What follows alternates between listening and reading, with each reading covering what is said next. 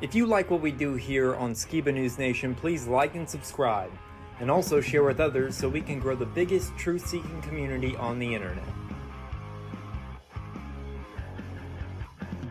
Huge shout out to all of our Patreons out there. If you like bonus content, you want some extra Skiba News Nation stuff, please go to patreon.com/Skiba News Nation.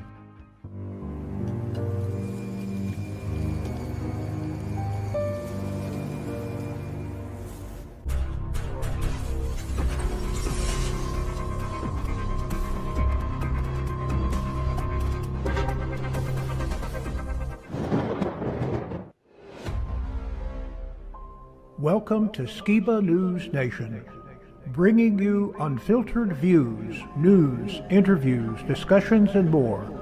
And now, here's your host, Jeremiah Skiba, award-winning musician and son of Rob Skiba. With the son of the legendary Rob Skiba. Jeremiah Skiba, what's up? With my great and insightful co-host, Mr. Jake Grant. Dude, someone should do conspiracy news. It would be 10 times better than what you see on television. It's like I don't even want to wake up.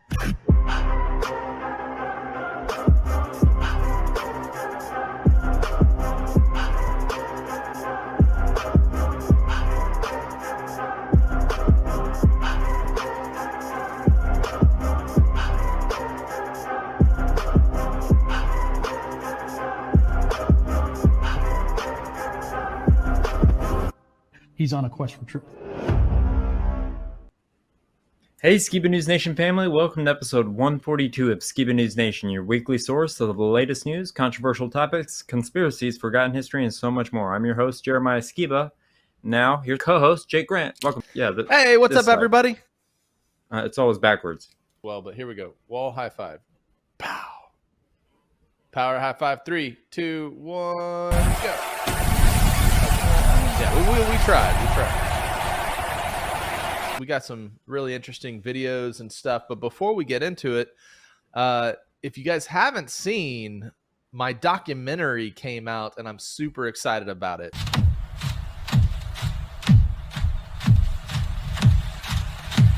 We're wanting everybody, if you haven't checked it out yet, to go and see. Hey, since you weren't part of the live stream this last week, so I put it on the homepage, but you know how it's demonetized. So this is the weirdest thing, and this is the first time the moon landing hoax actually made sense to me, and I actually had like a first-hand experience with it. So there's a part in it where Nixon is talking to the people on the moon, right?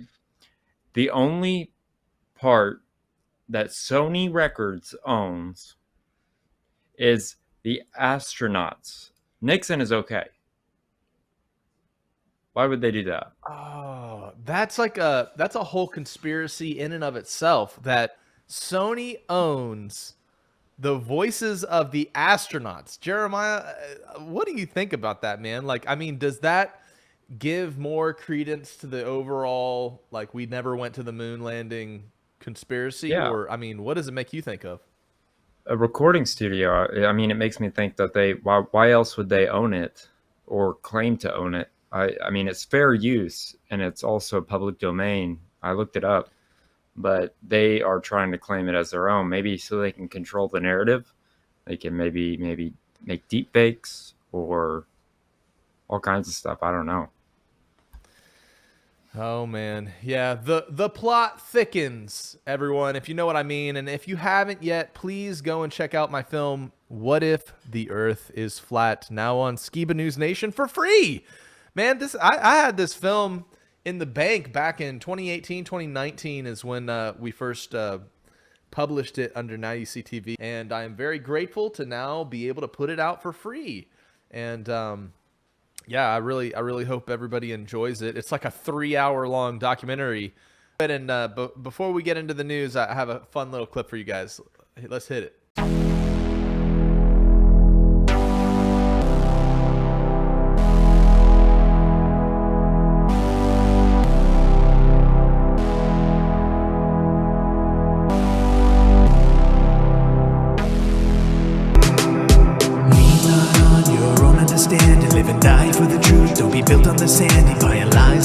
Proud people still standing, time after time, take repentance for granted.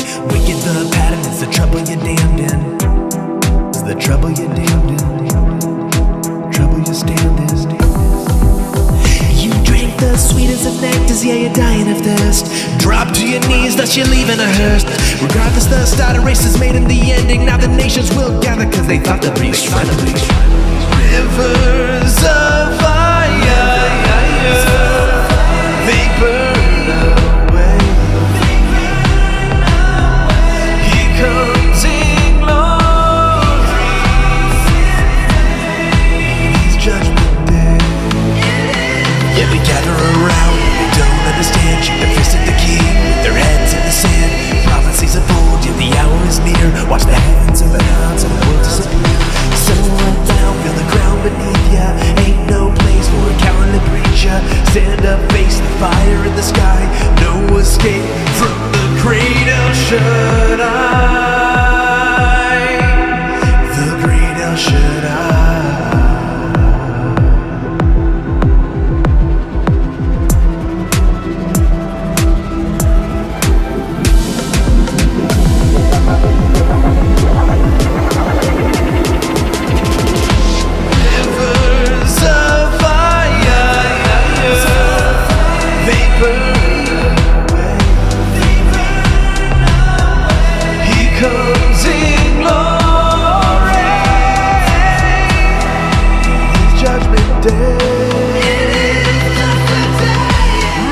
All right, some exclusive Skiba News Nation teasers there for, I don't know, it might be music video footage, it might be behind-the-scenes footage. I don't know exactly what it is, but I got a lot of really cool clips. And I feel like every trip we go on, we're making content. It's pretty interesting.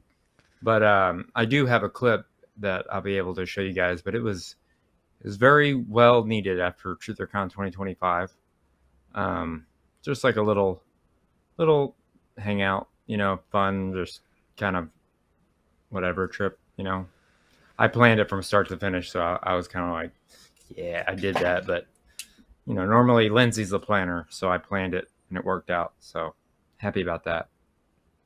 Nice. Well, apparently recently this is the age of the Gen Z revolution. And I was wondering, if you guys saw any protests while you were out and about, because apparently there's a lot of protests happening all around, and it's all Gen Z protesting. Have you heard much about this? I've heard about it, but I haven't seen any physically. Well, we saw it really kicked off recently with some TikTok protests going on around the world. But specifically right now in Mexico, citizens are demanding full separation from the cartel control and are willing to die for it. And it's very interesting, the coincidence, right, of the U.S.'s kind of aggressive stance towards Venezuela's narco-terrorist capital. Breaking news. Gen Z revolution in Mexico is now being compared to the American Revolution. Many of the revolutionists are furious that women who is not a Catholic is running their country, and they are the first Mexican generation to have access to the information they do. The citizens of Mexico are demanding by full separation from cartel control and are willing to die for it. This is the fourth Gen Z revolution this year, following the One Piece inspired revolutions in Indonesia, Nepal, and Philippines, and we're officially in the era of rebellion. Did you ever watch the anime One Piece? I wasn't a big anime person. Maybe I should get into it as an adult. I don't know. Some people do. Well, I guess we should figure out these things, since whole revolutions are being based off of animes nowadays, since it's Gen Z, right? Right. Oh, man. So I think it's interesting, just to point to the past where the CIA and such has destabilized governments in realms of the world in which the U.S. wants to insert its ideologies and interests. And so, Mexico's right there, and then we got Venezuela. It's like time for the narco-terrorist war in South America, and all of the nations around start to have these revolutions, right? It's very interesting. I I saw this really beautiful video in terms of the pattern in the heavens that the wandering stars make as they go through their cycles. And I thought it was so beautiful, and I wanted to share it. And I wonder, where are we at in these patterns? And what are all of the different patterns that the 7 wandering stars make in relation to, like, you know, this topic? Check this out. I really want you to pay attention to this video. This is the planet Venus traced in the night sky over an 8-year period. Every 8 years, it does this mathematically precise, sacred geometric pattern on repeat into infinity. Now, this is why it does this. The planets are the only wandering luminaries in the night sky, and this is the path that they take. So they just keep on rotating in this beautiful flower of life geometric pattern until they create this perfect sacred geometry over about an 8-year period. Okay, now check this out. If you point a camera at Polaris, the North Star, which doesn't move, by the way, and time-lapse it, you'll notice that the stars do perfect circles around Polaris to infinity. The ones closest to Polaris are going slower. The ones further away are going faster on them. All right, so that's all you need to do. I find this fascinating because just recently, at the beginning of this year, I discovered that I believe it's Saturn completes a 30-year cycle till it returns back to its exact location in the sky. And so to have them talk about this 7-year cycle of Venus, and then I learned about the 30-year cycle where it takes it 30 years to return to the same spot in the night sky. It really made me fascinated about it because I was like, wow. So throughout history, is there a way that you could make a parallel with the time period that you're in and these particular cycles that are happening in the heavens? Because we already have learned in conversations with L.A. Marzulli and such that there's the metonic cycle, which is a 19.5-year cycle of the moon, and how certain world events, in fact, you know, occult and, you know, kind of creepy alignment things are following these patterns in the night sky. And so while, you know, there might be some kind of twisted understanding of it, they are following this pattern of the things that are happening. And so I just wanted to show that to kind of get our audience thinking. What do you guys think about this? I got to meet recently Joe Hanvey, who is a super interesting individual who created this epic model. But he is kind of an amateur astrophotographer, and I got to talk with him a little bit recently, and so I've been really thinking about this topic. Pretty cool. Yeah, I know somebody's been reaching out to us on Instagram, I think, and he's been sending a lot of stuff that he sees in the sky. Maybe I think his name is Joe, too, if it's not the same guy. But it might be. I believe it might be. Yeah, I don't really know much about the sky. I mean, living in the city, we don't really see a whole lot of stuff. It kind of sucks, but it is what it is. Yeah. I get to hear about it from you, you know? Yeah, we have guys like Joe taking pictures for us all and letting us know. And it was, you know, it's something that's catching my attention because as we have more time, you know, we see all these crazy alignments, these comets that show up non-periodically, and we have these different things. And so I want to understand the heavens, and, you know, maybe if we talk about it, maybe we would look into it a little bit enough, we might gain a little bit more understanding than we had before. But, you know, why is it important to keep our eyes up? Well, here's a special report from Fox News on a slightly different heavenly body experience, some UAPs.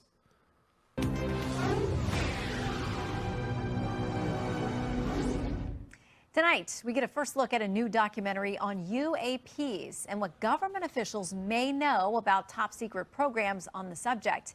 It features testimony from 34 high-ranking government officials. My colleague Brett Baer speaks with the director and producer of The Age of Disclosure. We've had repeated instances of something operating in the airspace over restricted nuclear facilities and it's not ours. They have both deactivated and activated nuclear weapons with both the United States and Russia. These are otherworldly things that are performing maneuvers that haven't been seen. The UAP activity surrounding nuclear weapons is not a historic issue. It's an ongoing issue. Well, joining us now to talk about his new film, The Age of Disclosure, is director and producer Dan Farah. He says the documentary reveals an 80-year cover-up of non-human intelligent life and a secret war among major nations to reverse engineer advanced technology of non-human origin. The film will be released in select theaters in New York, Washington, and Los Angeles on November 21st. Also available worldwide to purchase and rent on Prime Video. Dan, thanks for being here.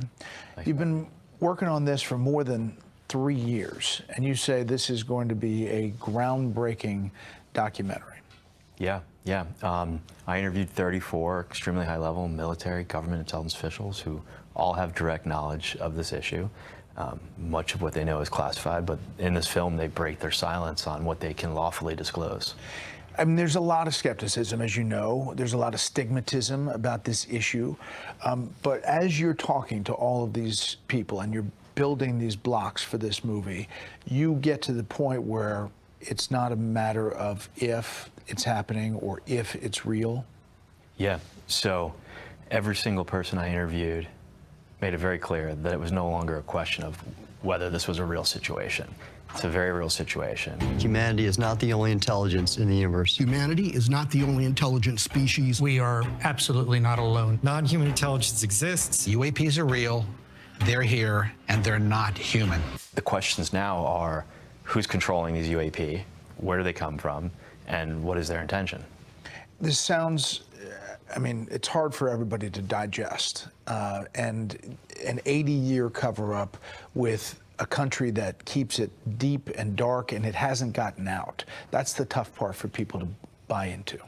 Yeah, so a number of the officials in my film make it clear that a long time ago, this topic was moved away from congressional oversight and even away from the oversight of the President of the United States. And there are certain elements within our government and within defense contractors that have really been gatekeeping the knowledge about this topic. And there are people in this film who are respected in their fields who say they have seen these craft and have seen the recovered non-human bodies. I have seen with my own eyes non-human craft and non-human beings. They go on the record about the fact that there have been crashed craft that have been recovered. In some cases, there's been non-human bodies in these craft, they claim. And these are people who are putting their reputation and their names on the line. You know, often you hear people say, show me the evidence. In my opinion, 34 extremely credible people putting their name and reputation on the line is the best evidence, because we live at a time where you can put a video or a photo out and half the people out there will say it's fake or AI. AI and everything else. The title is Age of Disclosure, and do you think that this is going to start something bigger? The premise of this is that there is a race to reverse engineer what has been recovered by different countries, essentially competing against one another. Yeah, so one of the big reveals in the film that a number of the interview subjects share is that elements of the U.S. government are in a high-stakes secret Cold War race with adversarial nations like China and Russia to reverse engineer technology of non-human origin. The first country that cracks the code on this technology will be the leader for years to come. China has established its own version of a UAP task force. You think for a second that they wouldn't consider using it to achieve their ends of domination? This is similar to the Manhattan Project. This is the atomic weapon on steroids.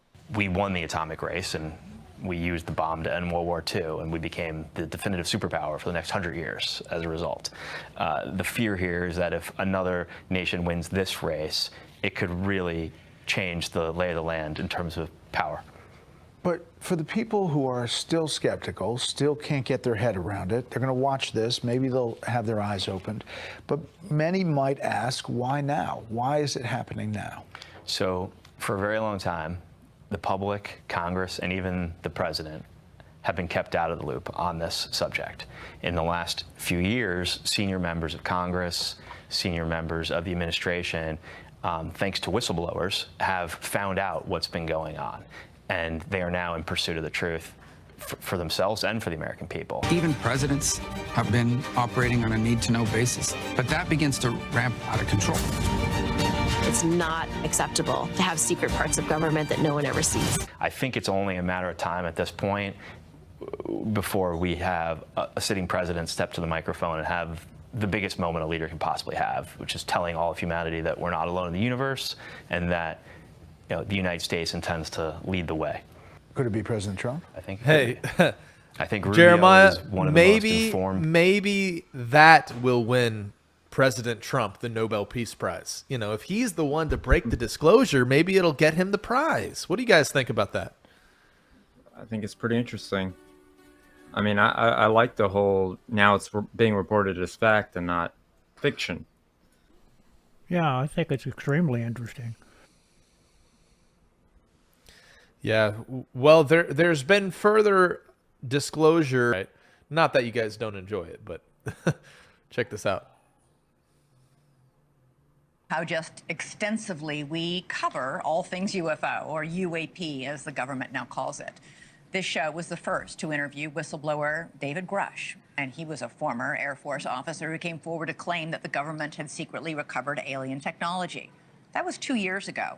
And now what was then crazy has become something of a unifying topic for lawmakers from both sides of the aisle, to the point where a brand new documentary is being released today about all things UAP, and it's all featuring officials from the very highest levels of the U.S. government. The documentary is called The Age of Disclosure, and it tells the story of an 80-year global cover-up concealing the existence of intelligent alien life and technology. Tonight, we bring you an exclusive clip. We learned that the U.S. government was involved in a long-running secret war with other nations to collect and reverse engineer vehicles not made by humans. Some people claim it would cost them their lives if they spoke out about these things. The first country that cracks the code on this technology will be the leader for years to come. This is similar to the Manhattan Project. This is the atomic weapon on steroids. If Xi Jinping had access to this, if Putin had access, you think for a second that they wouldn't consider using it to achieve their ends of domination? Sometimes strategic surprises that change the course of human history.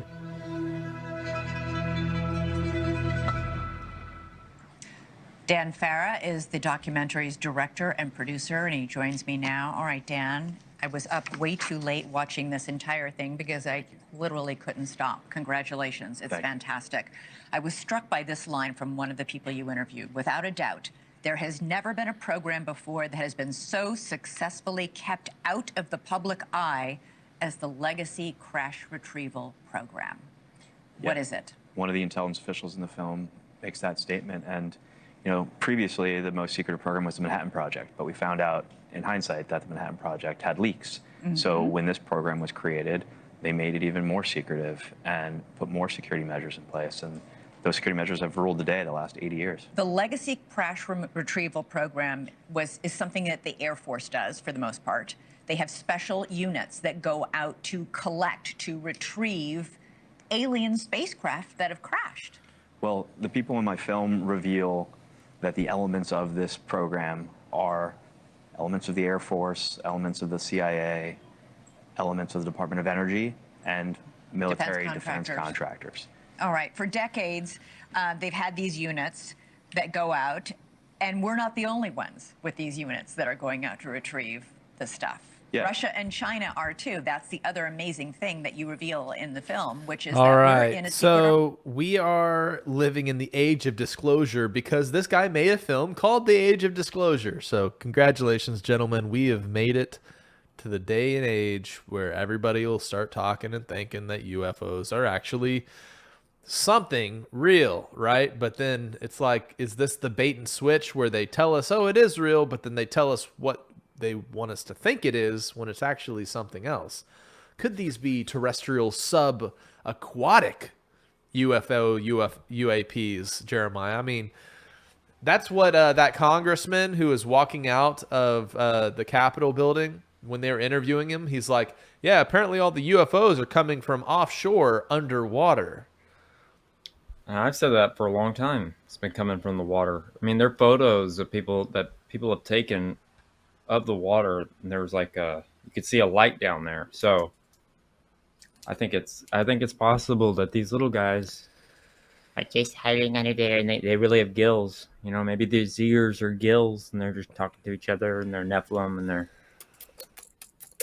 I don't know. I'm just making stuff up at this point. It always goes back to the mermaids, you know, because according to the Book of Enoch, right, OG mermaids were the sirens of the ancient times. They were the primordial witches who were the wives of the Watchers, generation of strange genetic abominations, the gray aliens, or whatever, you know, whatever's coming out from the ocean waves to come and take our cows and to you know, do strange things to people. Speaking of things that are out of this world in a slightly different manner, Google has unleashed the quantum chip. Check it out. Google unleashed the quantum chip yesterday. Don't listen to me. What if you had Google stock? I don't think it would hurt you. Even if you buy it in little bits, it ain't going away. The quantum chip, forever. The quantum chip, it doesn't compute on physical space. It computes in another realm. Do you understand what that means? It doesn't compute in the physical world. It computes in an alternative dimension in qubits. It has to be stored under 248 degrees negative Fahrenheit. This is straight up Dr. Zhivago 60s evil lair type. A problem that would normally take a team of supercomputers 10 septillion years. Septillion. Type it in your phone. Septillion. This chip, just this one chip, can do the same content computation. All the computers in the world, it would take 10 septillion years. 10 septillion years. This chip, just this first chip, which they've unleashed, can do the computation in 30 minutes. Think about that. Think about that. Okay, so as I think about it, what the heck kind of question needs an answer that takes that long? Like, I have to have somebody explain to me what type of dumb question takes trillions of years to answer.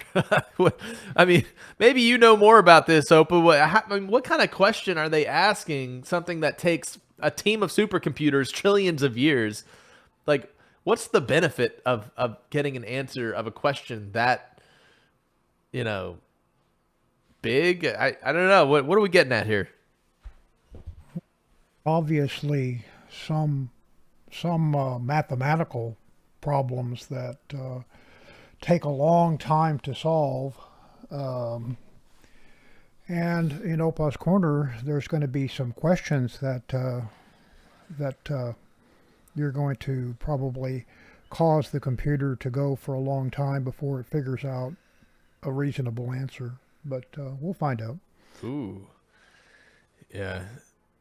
It's very interesting, you know, that it can solve these questions, right, that take millions and millions of years. And what it makes me think of is that quantum computers might be applied to the Bitcoin crypto algorithm question. And does that mean the amount of time it takes to solve the, you know, the mining equation to generate crypto like Bitcoin is going to be completely upended and cracked, and that all 21 million Bitcoin will have been discovered because guess what? It can solve the equations, you know, when previously it would take a computer many iterations of mining that Bitcoin to solve that equation.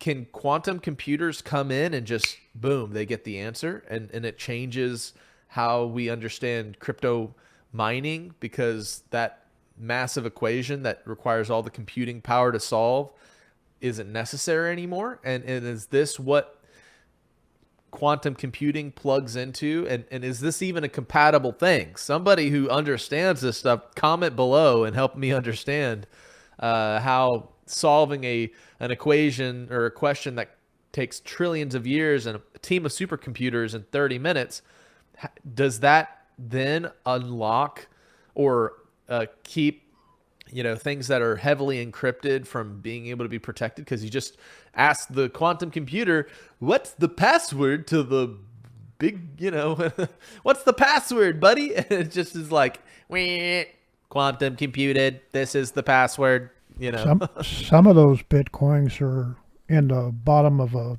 big trash heap. Yeah, those ones are lost because of human error. I guess you could put it that way. Well, yep. Because we covered the quantum computer chip, I wanted to show this. Let's find out how rocks are turned into CPUs video to give us kind of a comparative example of where computing technology that's just regular computing technology is at now. Check this out. Turned into an entire CPU. It all starts with quartz, which gets melted and purified into 99% pure silicon wafers. Then, think of building a tiny skyscraper, billions of transistors, each one smaller than a dust particle, are stacked in over 100 layers. The entire process takes 3 months and over 5,000 steps to complete. But here's the secret, not every chip comes out perfect. Tiny defects are inevitable. The chips with the fewest defects are sorted and become high-performance i9 processors. The ones with slightly more imperfections become the i7s, i5s, and i3s. So a CPU's power isn't just designed, it's born from its level of perfection. And that's how a rock learns to think. Okay, so this had me thinking. I thought it was so beautiful because it can become this metaphoric example of people in a way, because we are dust, right? And to the dust we shall return. But from the dust is created these perfected things, and your level of power is based on your perfection. And it just like if you think about the analogy that's made, like the men and women of the earth that are the precious gems, that are the ones that obey the matrix code of reality, which is the Torah of the Almighty, they are the I9s. And then, Billy Bob, who couldn't give a heed to the things of the past or the ways of the ancients, is like an I3.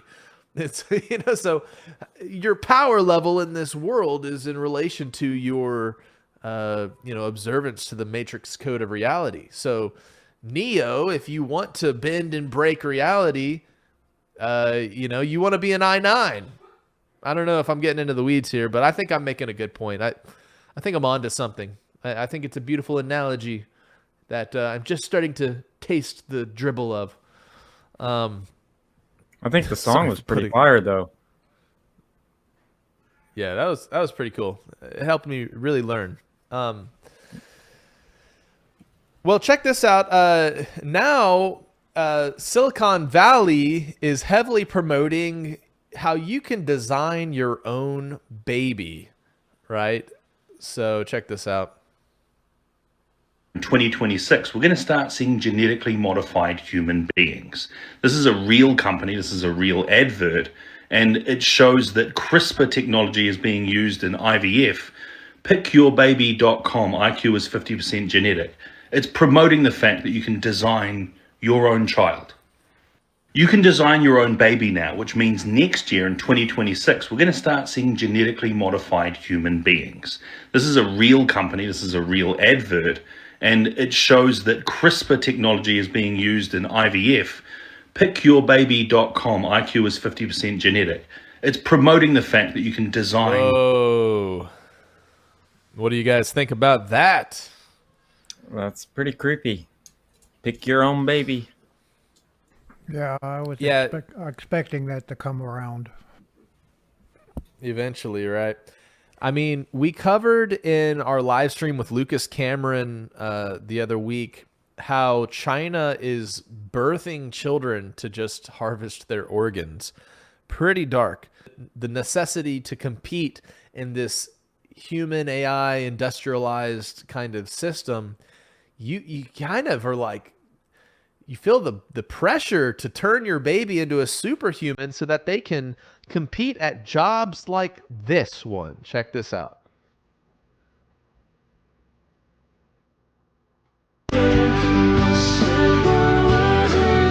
In China, some factories use AI behavioral analysis that monitors factory workers. It tracks every step, including even the worker's focus, based on facial expressions, in order to compete with Elon Musk's AI bots that are going to be perfectly putting stuff on the conveyor belt.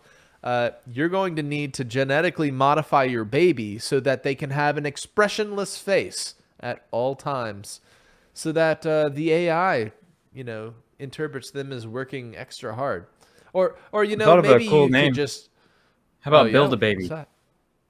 Build a Baby. Hey, you need to trademark that and buy the website real quick, because I'm sure they'll be using that in lickety-split time, right? Mm-hmm. We didn't get to cover this in our last week's episode, but recently there were crazy auroras all over the southern parts of the United States. And I wanted to show this clip from the Ark encounter, which is in Kentucky, my neck of the woods. And wow, just kind of amazing and beautiful moment as the aurora is now reaching these states and southern latitudes, apparently. And it's crazy. I saw it with my own eyes.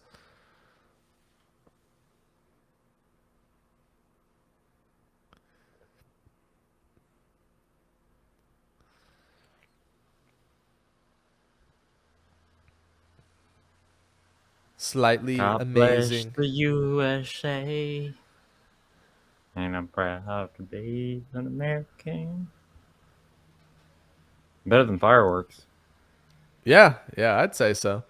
Anyways, I thought that was beautiful. We didn't get to talk about it, but my question for our audience is, do you guys think this really was the Northern Lights? Do you think this was some type of Project Bluebeam thing? What is your thoughts on this increased solar activity that's causing these? If you do believe it's natural, leave a comment below. Well, I think that what's happening is we're having a very, very high level of solar activity, much larger solar flares and what have you. And that's what's causing the northern lights to go further south, including Dallas-Fort Worth, where we are. And although we're in the city lights, we don't really see that much. But if you get out in the country, people have taken pictures of and videos of the northern lights down here in Texas, which is very unusual. But again, I think it's because of the high level of solar activity that's going on. My Aunt Tony, what up? She sent me photos of it all the way in the Nashville area. Whoa. Like really, really cool photos. I'm just so excited I got to see it. This is the first time last week that I witnessed it with my own eyes. I mean, I've heard about it, I've seen pictures, but like to actually experience it and not have to go travel to see it, it's like, all right, the big gift in the sky has been brought to me. Hey, you know. Yep. Well, moving on. You guys know that we've covered in the past few weeks this narco-terrorist kind of challenge that the United States is putting on Venezuela. Well, we have Venezuela's president, Maduro, uses a remixed speech to call for peace, not war. I got a kick out of this. I think you guys will too.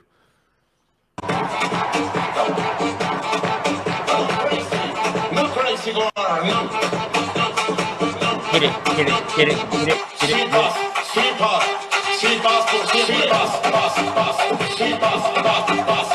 Si pas.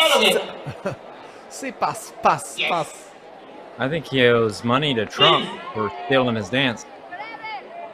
Yes. Respect. Yes. Yes. Word. Yes.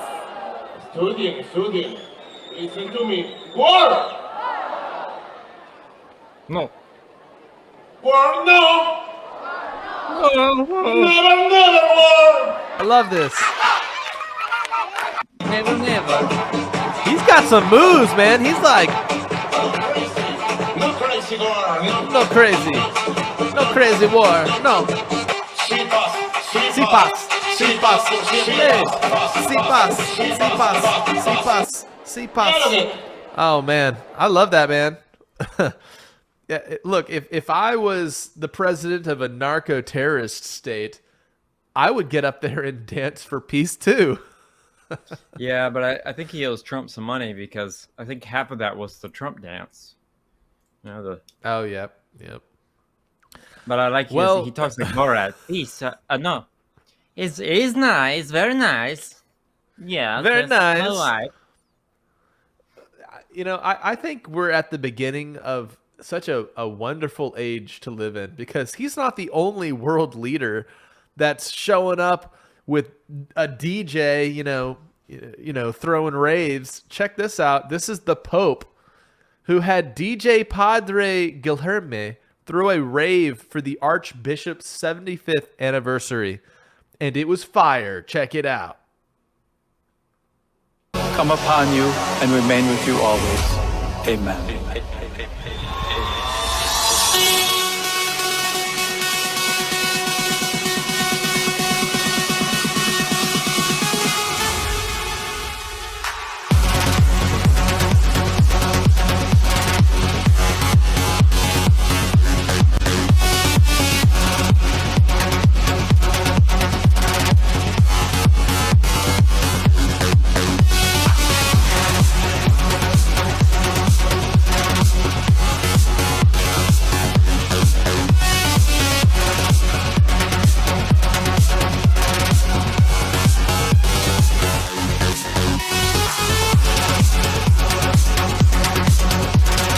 Witness the communion of Almighty God, the Father, and the Son, and the... Oh, man. Hey, Jeremiah, I got to ask you a question, right? What dance move do you do at a Catholic rave? You do. Father, Son, Holy Spirit. Spectacles, wallet, and watch. I never thought that I would live to see the day that they would do something like that in the Catholic Church. It takes incredible. an American Pope, I guess. That's what it took. He's like, I know what'll help a rave. I mean, we never had bands in a church, like other churches have. And for them to do that, it's incredible. I just can't believe it. For sure. And I think it's important to remind ourselves that the Bible was actually a very loud book. Check this out.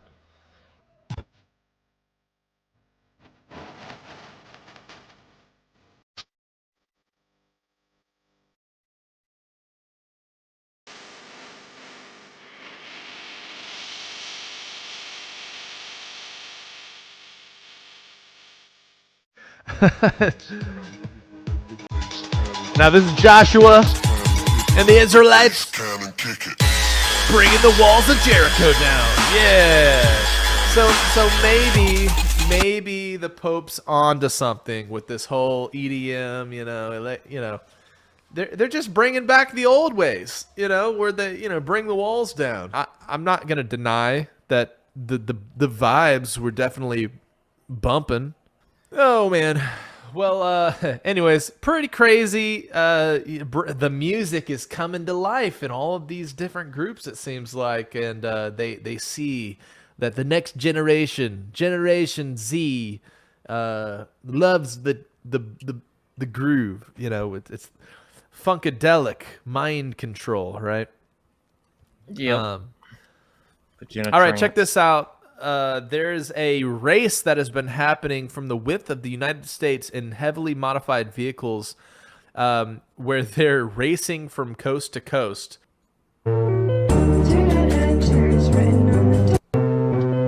So it's called the Cannonball Run, and it's a highly illegal race that's happening in our generation, where they're hitting speeds up to 107 miles an hour all the way from Manhattan to Redondo Beach. Smokey and the Bandit.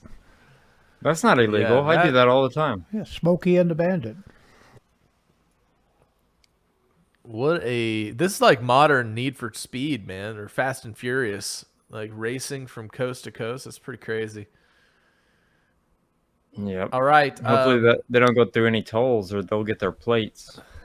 Fine them. I guess That's not good. Apparently the record is in 27 hours. Nice. All right. Here's a update on the topic of Neuralink. Check this out. I should probably hold on to it the whole time and probably like gesture wildly with it. You're like, you guys, you know what I'm talking about, right? Like, and here's the thing. So, like,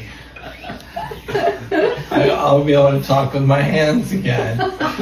So, listen, if we're all here tonight, I think.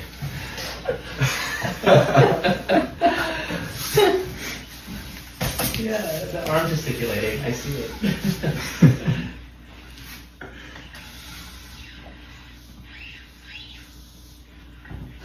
Are those plates microwave safe? Yeah, so are those plates microwave safe? Hold on. I love that part. I heard that too.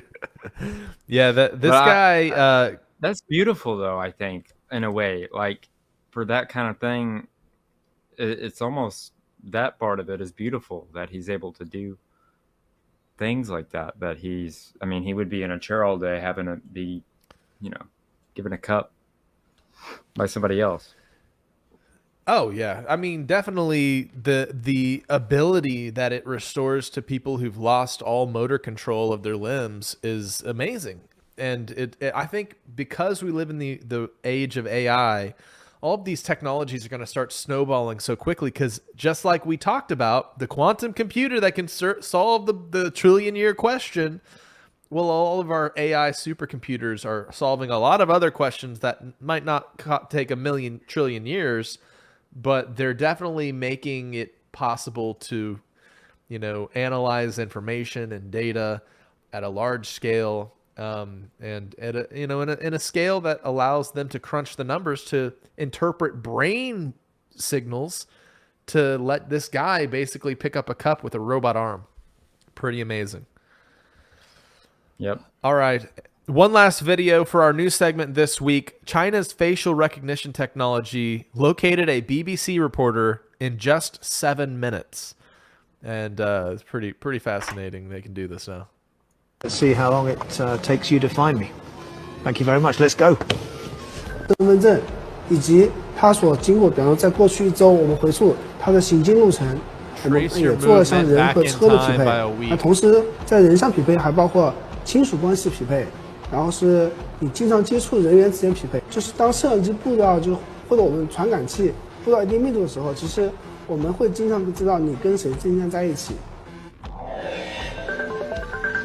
Well, here we are then. I've just got out of the car, close to the city centre, and for the purposes of this exercise, the plan is for me to start walking in the direction of the bus station. My image has already been flagged to the authorities as a suspect, and in theory, it should only be a matter of time. 不一定非要从门里头通过，他就站在。哎，对，就是这嘞，就是这嘞。不是反过。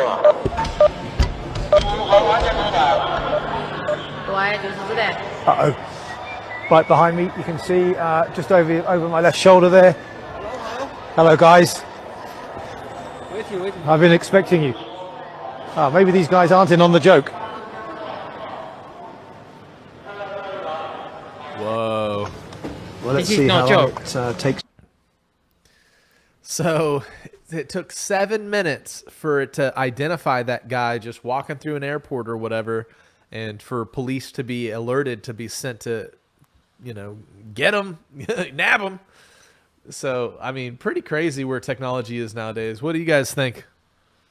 I think it's scary. It's like 1984, 100%. I don't Well, like the fact that they can track our faces that easily. It's been on TV for a long time. Hawaii Five-0, NCIS, FBI, all those TV Well, those shows. are all like, yeah, they now making the TV shows into reality, right? Yeah, but these are old TV shows, These aren't something like today, 2025. We're talking about back in 1990 or 1960 or, whatever. Yeah, I guess they just perfected it. Well, it's Yeah. They're predicting the future. Yeah. Have you guys seen all the entertaining ways people are wearing these specially made masks to distort their face so that they don't get picked up by facial recognition?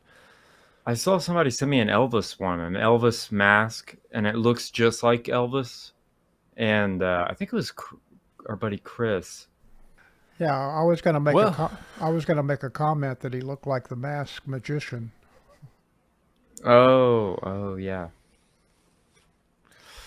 Well, that's all the news for this week, guys. And for everybody who hasn't seen the film yet, I wanted you to go and check out the What If the Earth is Flat documentary, now on Skiba News Nation.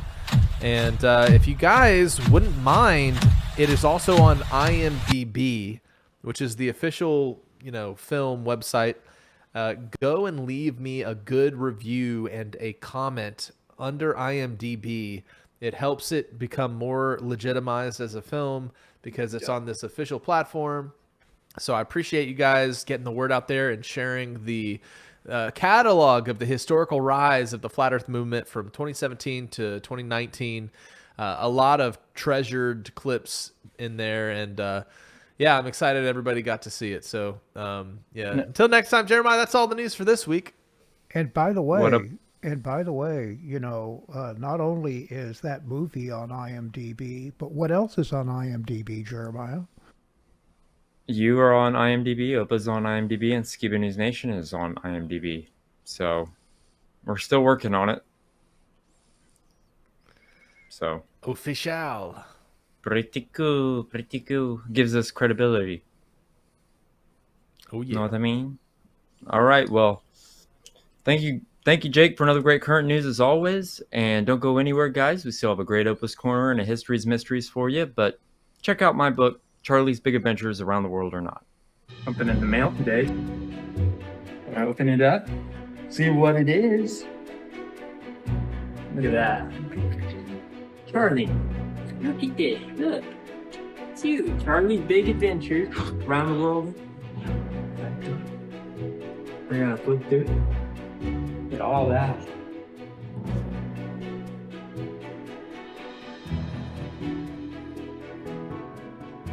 Look at that thing.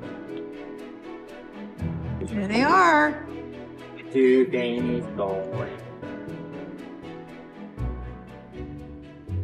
So now if you guys buy this in our Babylon Rising bookstore, you get a free signed copy for the same price. So I just wanted to throw that out there. If you guys want a special edition of the book, go there. Check out our new and improved BabylonRisingBooks.com, where you can get Rob Skiba's books, bundles, DVDs, DVD-ROMs, videos, and so much more. You can even get Sheila and Jeremiah's books, so check it out now. Well, it's about that time for All New Uppa's Corner. Take it away, Uppa. Mein Hut, der hat 3 Ecken. 3 Ecken hat mein Hut. Und hat nicht 3 Ecken, dann ist es nicht mein Hut. The strange, the bizarre, the unexpected. These are the kinds of subjects a man named Robert L. Ripley challenged us to Believe it or not. believe it or not, you. Wally, believe it or not. Believe it or not. Believe it! You're a loony. Weasels, dogs, birds, and monkeys were kept as household pets in the Roman Empire. Believe it or not. Between 1886 and 1940, the Belleville family sold time to people of London. Every week they would visit the Greenwich Observatory and set their watch before adjusting their client's watch. Believe it or not. Dolly Parton once entered a look-alike contest of herself and lost. Believe it or not. The official state sport of Maryland is jousting. Believe it or not. That's awesome. The design of the QR codes was inspired by the ancient board game Go. Believe it or not. Lancaster, Pennsylvania has a large Amish population, so the local Costco has parking spaces for horse and buggies. Believe it or not. Since 1997, a village in eastern Spain hosts an annual contest to see who can throw a leg of ham the farthest. Believe it or not. The Yogi Berra Museum in New Jersey hosted 2,358 people in a giant game of catch. Believe it or not. Mattel released a Barbie with type 1 diabetes, complete with insulin pump and glucose monitor accessories. Believe it or not. The unicorn is the national animal of Scotland. Believe it or not. Silly string is used to detect tripwires during military operations. Believe it or not. Ancient Egyptians were using toothpaste in 5000 BC, before toothbrushes were invented. Believe it or not. Harry Houdini assisted with the U.S. war effort by teaching soldiers how to escape sinking ships and free themselves from restraints in the event of capture. Believe it or not. Some birds nap mid-flight. Believe it crazy or not.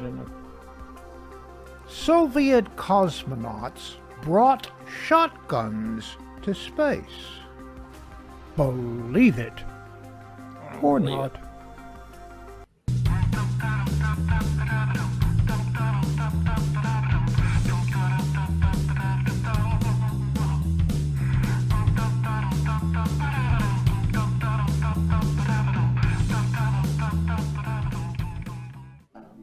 When you go fishing and you catch a fish and then you throw it back in the water, do you think the fish goes around swimming, yelling about alien abduction, and all the other fish thinks he's crazy and stops talking to him?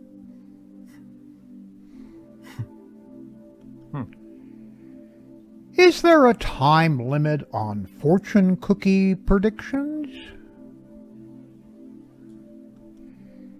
If a Smurf holds its breath too long, what color do they turn?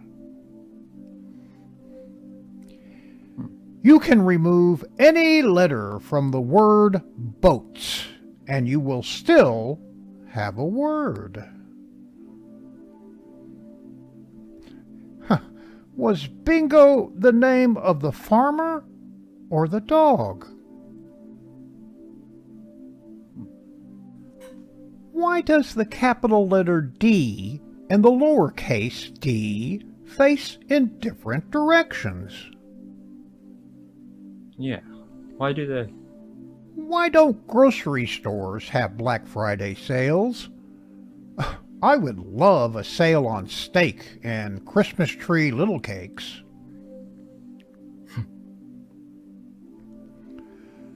The vowels in Celine Dion's name are the same vowels used in the Old MacDonald song, and in the correct order.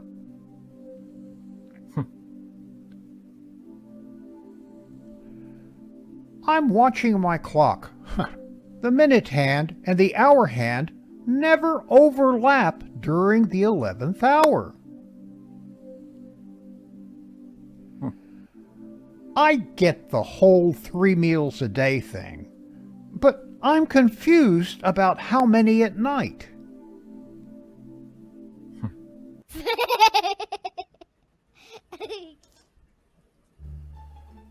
And while you're out there, bring in a couple of them frozen dinners.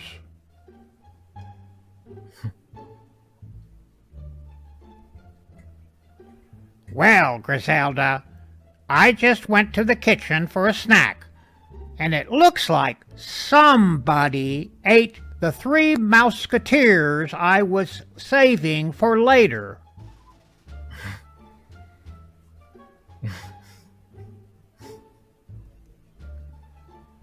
Unfortunately, Mr. Beckos, your son Dean is very allergic to grass. He'll need to avoid any activity that could stir it up at all.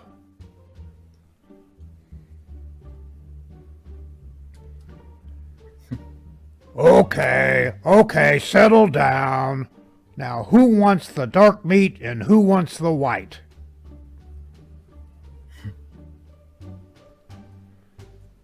It just makes me sick. Why, in my day, we collected wild heads from the jungle. These things are all sissies.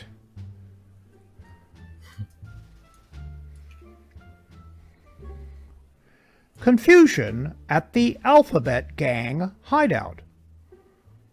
Who's at the door? Why? Because I want to know. Who's at the door? I just told you. What? Nobody told me nothing. Do you know why I pulled you over, and for which flavor?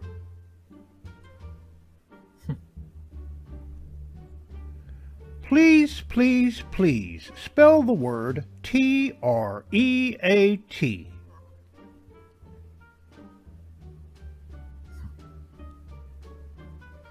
The mysterious intuition of some animals.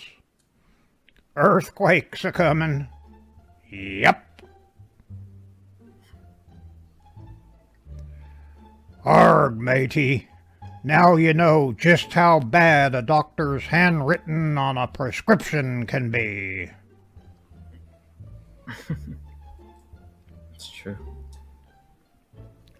To appease the fans, Major League umpires are now required to take eye exams during the 7th inning stretch. P. No, wait. R. Shoot. No, it's not. They should do that. Do you expect me to wash these dishes? No, Mr. Bond. I expect you to dry. Today's lesson: boundaries. Nope. Few historians know that the Gillette empire began many centuries ago. Yes, it's a little more expensive, but trust me, 5 blades will do a much cleaner job.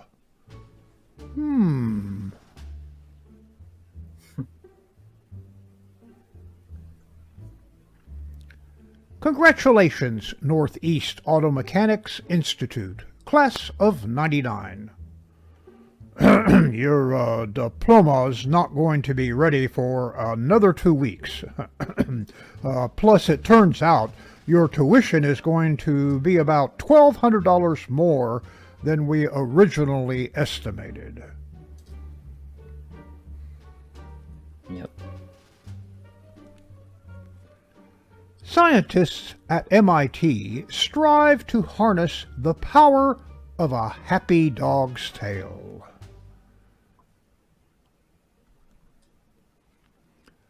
Dr. Wayne Vorstein, chiropractor. I need to have you just relax and trust me on this, Miss Hostander.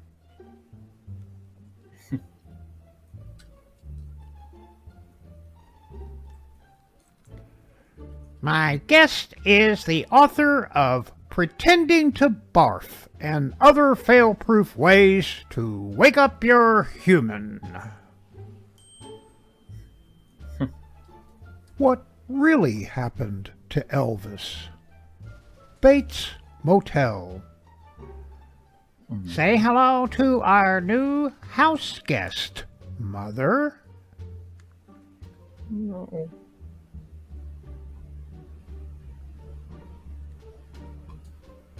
That was delicious. Let me help you clear the table. Thank you.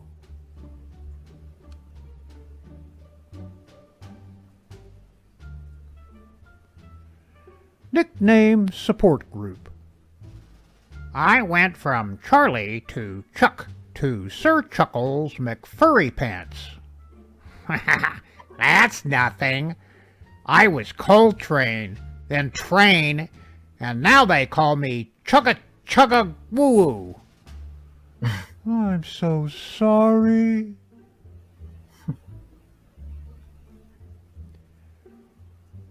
The Uber customers are heavy, but they pay more.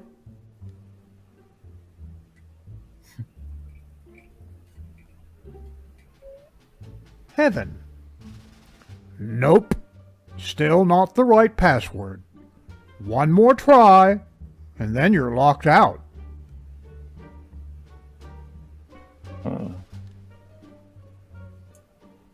Squirrel Scout cookies. Do you think she knows we just sniffed Nip and have the munchies? She's definitely taunting us. The vacuum. I don't know why you read that before going to sleep. It's true. Cat's meow jewelry. This pendant looks good on a gold or silver chain, or she can just put it on the floor and bat it around the house. Ah, I like that. It's versatile.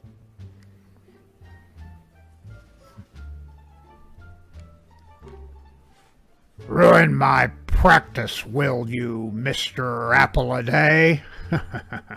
Well, this is one physician you're not going to keep away.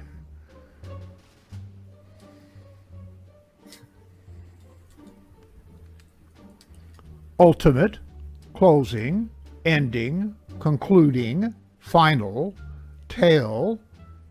In fairness, sir, you did ask for last words.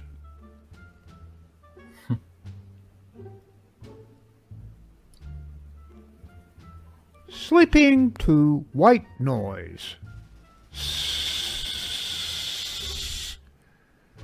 Waking to orange noise. Meow, meow, meow, meow, meow. Yep. Here we are, imprisoned in a lab, far from folks everywhere, unable to reach and infect the outside world. What we have here is a failure to be communicable.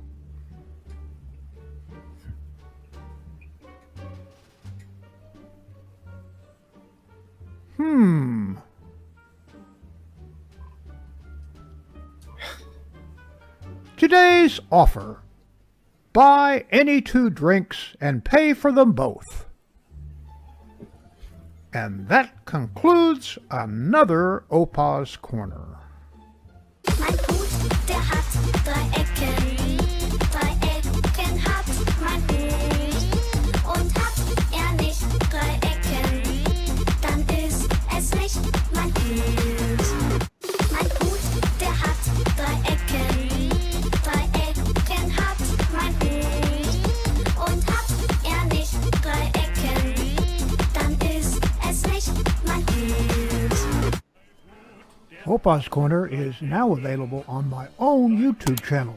Like, share, and subscribe.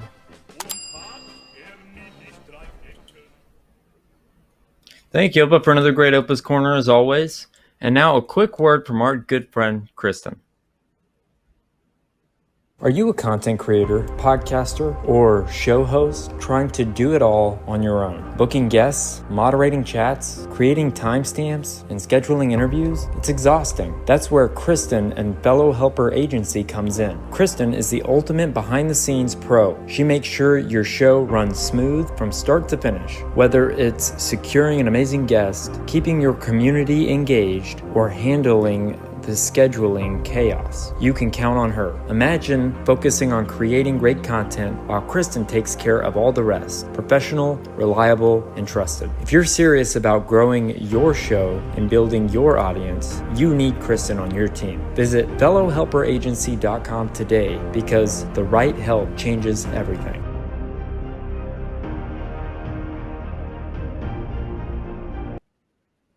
So thank you, Kristen. You're awesome. So before we get into History's Mysteries, I wanted to share with you guys, as I mentioned earlier, and if you were on the live last week, we went to Hot Springs, Arkansas. That's how I pronounce it, Arkansas. And I said that until somebody corrected me, and nobody did, because everybody was friendly there, except for one experience, but we won't talk about that.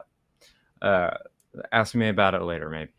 But I have this whole long, it's 41 minutes, but I'm only going to play a little bit of it, and I'll tell Opa when to stop it. But we visit the world's creepiest wax museum. And when I say creepy, it's not meant to be creepy. It just happens to be creepy. So let's go ahead and play this first clip, Opa. There we go. Hey, Skiba News Nation family. We're heading to Arkansas, Hot Springs, Arkansas. We should be there soon, and look at all these green trees. Lindsay's filming. She has her awesome heart glasses on. And buckled up. Safe. And attended to. Anything else? Are you excited, Lindsay? Yeah, we're gonna get some massages and relax after the success of TruthOrCon. Yes. Anyways, if you guys know any cool places or cool things to do in Hot Springs, Arkansas, or anywhere nearby, let us know. Over and out. Roger Dodger. What was she saying? That this building actually used to be a casino where all Al Capone and all his buddies used to come and party. So not only is this a wax museum, but it also has like history. So she said, look at the wax, but also look at the building because there's a lot. And if you guys could smell, it smells like It became a wax museum in 71. 1971. So look at these guys. So this is supposed to be, that's Barack Hussein. Jimmy Carter. Jimmy Carter. Rest in peace. Yeah, I guess. This is Clark Gable, I think. Yep. Hold on. I think this is Clark Gable. Oh my gosh, look at who's up waiting for us at the top. Jesus. They're going to love that. Mae West. Mae West. That's really Jesus. What's her name? Oh, this is Elizabeth Taylor. Elizabeth Taylor. Wait, so they got two She's of this busty. guy. What's that guy's name? Steve McQueen is They what I have meant. plaques. For No, them. he It's was- Richard Burton. Oh, I thought he But they was both look like the other dude. Oh my Sophia Loren. God. So this is the worst wax figure, I think, up here, the black one, because that's supposed to be Louis Oh, Armstrong. dang, yeah. And it looks like a white guy doing. His black eyes are bugging out of his head. Wow, okay, get Jesus here. Well, Because we have the Pope and Jesus. oh my God, what a Pope John friend. Paul II. Oh, look at his fingers. If you raised his hand, he would do the Baphomet symbol. Do you see Oh that? no, he is Baphomet. Okay, I don't I don't know know if what y'all Pope know that this, is, but but- I'm very creeped out by wax museums. I think this is the first one that we've ever been in together, right? No, we've been in several, and I get creeped out. I love wax museums. I know. Because they're so weird. Oh wait, let me not show Jesus at a park. So I'm assuming that the reason why they had the Last Supper, is that supposed to be Jesus in the middle? It must be. But he's on the cross right behind me. Well, We all know that they didn't look like See all this. their Those are heads real guys. This old was and a they're starting to painting. melt. Right? oh, Well, there's it was Judas, definitely 1,000% James. exactly like this. Oh.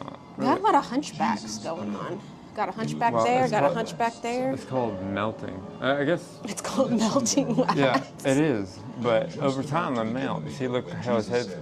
This guy's head is crooked. Jesus is definitely blonde. Blonde hair, blue eye Jesus. How do you know that's Jesus? Because he's in the middle. Okay. And that is the cup And of, look, he has no whatever. name tag. Jesus has no name tag. Judas's face is covered.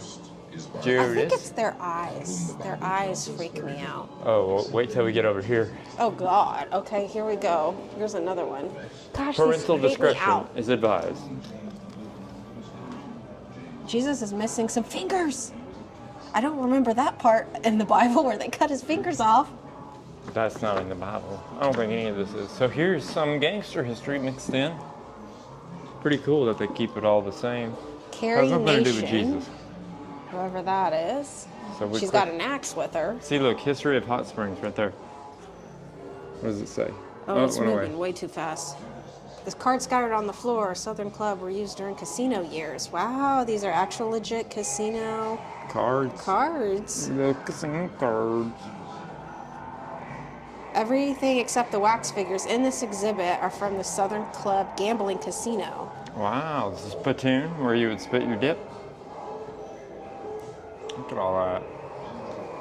Okay, who is this lady? She's got a big old axe in her hand. Is she a murderer? Maybe she's Lizzie Borden? No, What, Carrie Nation. what does the news thing say? I'm reading it. She probably cut her husband's head off, I bet.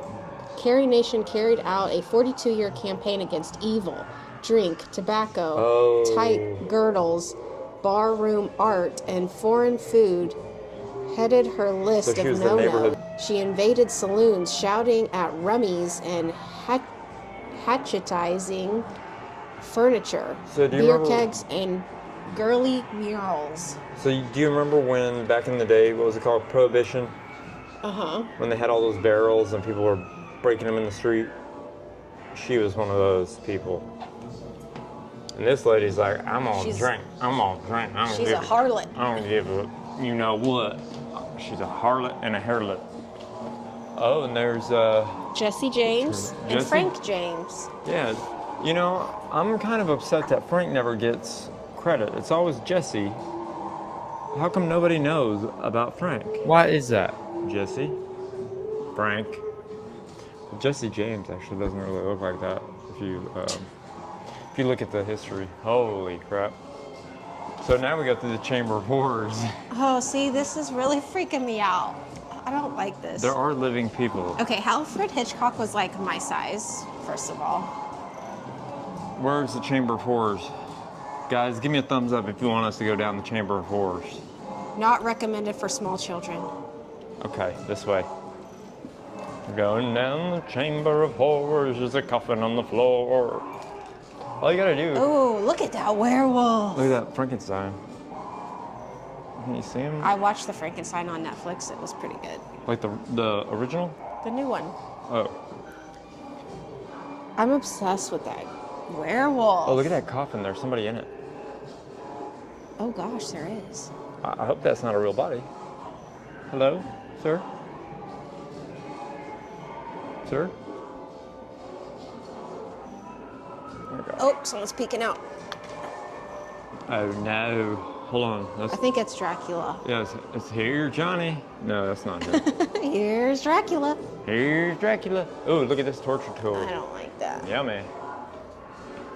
I don't like this either. You like this. Oh, I don't like swinging things. Don't act like you don't like pig face or strangled up or snaggletooth. You don't like any of these guys? Pig nose. This is how they became, horror villains. Yikes. Ugh. Welcome to Hot Spring. Oh, bug. See how they put all the... Okay, so if you guys... It won't translate to film, but there's glass. So it's messing up my camera a little bit. What's happening there? He's being eaten by bugs. So they bury him in the sand, I guess. Eats the bugs eats you. Eats the bugs. That's what we should do to, you know who? Klaus Schwab. Oh, no, thank you. That's the Hunchback of Notre Dame. Why would they do that to him? Why would they do that to him? The Hunchback. Man, this guy's really having it. Or is that a woman? Oh no, oh no. She's a witch. She's a witch. She's a witch. Where are we going? I can't see where I am. Is that it? Oh, thank goodness. Oh my gosh. And then more presidents. Oh, look at this. Oh. We've actually been there. We are familiar with this scene. You know. We've been there. Look, they even did this. Yeah, it looks they like did the whole little thing. Whoop. If you know what the whoop is the real word, leave it in the comment section below. Is that what John Wilkes Booth looked like? Kind of. That's the tiniest little gun I've ever seen. I know, it was very, very tiny. Any last words, Mr. Abe? Probably not. And that's Mary Todd, I guess. Yeah, John Wilkes Booth. Some called a hero, some This might be my not favorite so much. scene so far. Well, I like it. Oh, there's George Washington. I recognize him. And there's Napoleon Dynamite. No, not That really Napoleon does Dynamite. That's probably the best one here so far. You don't, Mr. Washington, you don't need a plaque. You just need some teeth made out of wool. I mean, wood. I mean, I heard that wasn't even true.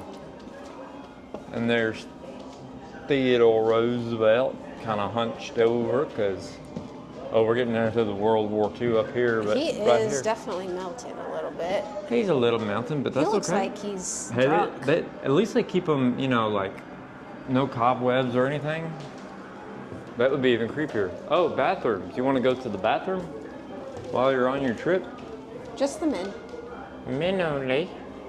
So Oh, gosh, the way he's that this was set up He's turning around. Do you mind if I leave was you Oh my gosh. No, I don't want you to do I'll wait that. till we go. So there's it's set Robert up like E. the Lee, bar so it shows was, you or both like sides the casino of used the to be. Confederacy. So it's a weird building. I think I The remember front this. and the back. Well, the other side's going to be the other side. They show the Confederates Who? and the It's other going to be side. the non-Confederates. No one knows him. Yeah, see, that's U.S. Grant. Oh, U.S. sorry. Grant. Sorry, Jake. Sorry, Jake. Your You relative. can't see his face. Yeah, you really can't. Somebody went up there and punched him. That's not right. Okay, I'll hold it in, babe. I won't leave you here.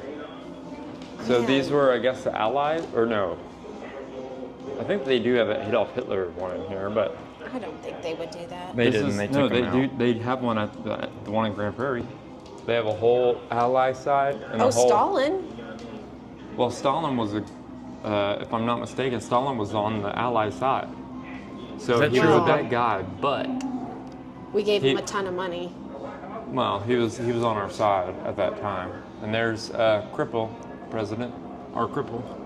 I don't understand why they're in this bomb room. Like, were we bombed at some point with all these 4 men in there? Look at that little creepy close. doll down there. I mean, that very pretty doll. United States of America was suddenly and deliberately attacked. I feel like you were genuinely scared in here. I am. Can you Okay. feel my fear? I could just feel you touching me, like. I making want to sure be I'm real. close to you. And there's Sacagawea. Oh, look, he's doing the splits. Oh wow. Who's that supposed to be? I don't know. So apparently, Hot Springs was That's our founded by Jackson in Michael Jackson. disguise. Okay, hold on. The discovery of Hot Springs. So he must be like a local legend or Well, something. then they should prop him up a little bit more. I know. What is he doing? I don't know if you see all those pennies in there, but that's not real water, so they just stick on the ground. And what is this engine doing up here? Well, there is no labels Oh. here, so we're just supposed to know the background of Hot Springs, I guess. Yeah, I mean, Something about, did he break a leg or? no, he did the splits What and is said, the position? What is this he said, position? I feel these hot springs. Whoosh, and Or did the Indian kill him? Is he dead? We gotta look up the history of Hot Springs. Yeah, we'll do it on the way back home. That way we're not. Oh, freaked out. babe. Oh yes, right there, the Donald. Oh, and look, your two faves. Oh, there's John F. Kennedy right there in the middle with Jackie Kennedy wearing almost the exact. Well, that's not the exact. She wore pink on that day. This is, I guess, Teddy Kennedy who killed Edward. Ted. Who's What? Edward? I think Tedward. I don't know if you guys know who Ed is. That's supposed to be Bobby. That's supposed to be RFK Jr.'s dad. There's all these John Fitzgerald. They look and like they Jackie had retardation. saying, "Here are the kind rest of your brains, Mr. President." And then I'm pretty sure this is supposed to be Teddy Kennedy, if I'm not mistaken. Who killed him? And Satan. And Satan. They're demons. They're demons. And probably the best president in my lifetime, What for is sure. he doing with his hands? I don't know. See, I think this museum is like handmade. Like they make them all. Is he mid Trump dance? Well, that is a. I don't know if that's a real Trump dance. Yeah, he's about to do the Trump dance in this pose, or the hokey pokey. Yeah, what is In my mind, Trump is bigger than that. He is. He's 6 foot tall. Well, he is a little bit taller than me. I don't know I if you think guys he's a can see my little wider reflection. around the waist. I don't know about that. I think you look nice, Mr. Trump. You know what the best wax museum? Oh, the Royals. You know what the best wax museum is? Here, look. Mr. Kennedy, don't go to Dallas. Actually do. But keep your head covered. Look, there's so this kind of shows you the time period of which this wax museum was created, because look, that's Nixon, Yeah. President Richard Nixon, Pat Nixon, meeting the then Prince, now the King of England, Diana, and then the Queen, Elizabeth. And then I don't know who that's I guess her That's husband. the Queen? Elizabeth. Queen Elizabeth? That's what it says at the bottom. So that shows you how old this is. That looks nothing like You know that Diana. it's a bad wax museum. Looks like when they have got to put like a black. Cameron Diaz and like chopped the hair a little bit maybe. And look, you can see behind them all the other wax museum, or all the other wax figures. And shouldn't they change that to King? Well, yeah, there's a lot of things, but this just shows you the time period of which this was. Nixon looks built. horrible. I know, they need to brush his hair a little bit. I'm just keeping this on one roll. I'm just gonna do a one shot. I might edit it, but if I don't, Okay, look at the building though for a second. That's where we walked in. There's I know. Jesus. Isn't this cool? That little doorway and like Yeah. a little balcony. because this place, the lady said, was. I mean, look at the ceiling. Oh, it's in tatters. But they have- Oh gosh, look at that in the middle. Yeah. There's fancy dancy, and this is all original to the Al building. she Capone. said. Oh, and wow, there are crowns down here. These can't be legit. These aren't legit. Or are they? Interesting. Believe it. Oh, here's the one who. Oh. This is the guy that they thought had a chicken wing in his hand. This guy, turkey leg. There's a Mandela effect that people remember that particular guy holding a turkey leg. If you guys know what I mean, leave a comment in the comment section. There's you can tell that they're all incest from back then. I mean, these are actually make them look nicer than they really looked. I'm sure. Oh gosh. Oh, that's kind of racist up there. What is it? It's supposed to be Martin Luther King. No, it isn't. I'm pretty sure. That does not look Martin like him at Luther all. King Jr. Okay, for number one, he's extremely dark. Maybe it'll do better in film, which is normally the opposite. Normally, you know, like in person, it's better, but Tiny little feet. Big old body. I mean, look at that face. That face doesn't even look like his face. Not even a little bit.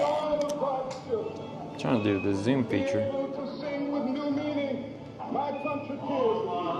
Oh, I hear Elvis. I hear Elvis music. I love you. Where are you, Elvis? Oh, look, a fake astronaut. A fake ass. Boo, you didn't really go. Check out Jake's documentary on our channel called What If the Earth Was Flat? Oh, there's Lindbergh back there who killed his baby, is what I allegedly. Because you know what the thing is, right? Apparently, Lindbergh had a baby that was retarded. One small step for man, one giant leap for mankind. I hear Elvis. And these are the Wright brothers. Oh, we know that. Wilmer and Wilbur. Wilmer and Webster. No, Orville. Orville and Wilbur. And Redenbacher. Orville and Wilbur? Oh, Orville and Wilbur. Armstrong is on the moon. Mr. Einstein, why are you singing Elvis music? He looks like he could open his mouth right now. I'm telling you, I'm pretty they sure I all saw him. look like that to me. Where's my Elvis? Elvis. He's down the hallway. Wow. That's actually not the worst Elvis I've ever seen. Never let me go. Copyright. You have made my life. I love you, Elvis. It's not bad, but a lot of his face is covered up by the glasses. The hair looks good. Yeah, the hair looks pretty good. If this is how it ends, But he wouldn't on my heart. He wouldn't be singing. You have the same chain on. Yeah, we have the TCB, except that's the wrong TCB, but I hate to be picky like that. The microphone's rather small, but you know. He's got hair on his chest. He's a wax figure. I don't think he really did. Okay, what's in here? Elvis. Maybe just... So this is like a historical building. Oh, these are like, these are probably original prop or original thing. A roulette table, and what is that thing? I mean, obviously it's a giant wheel, but I wonder what game that is. It's called Card on... Dice? Where you get a prize.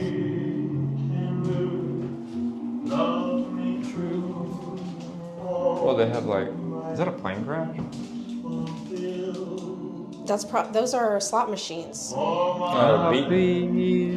hole in the wall. Music. So when you hear there's a hole in the wall down the street, so they're not gonna know.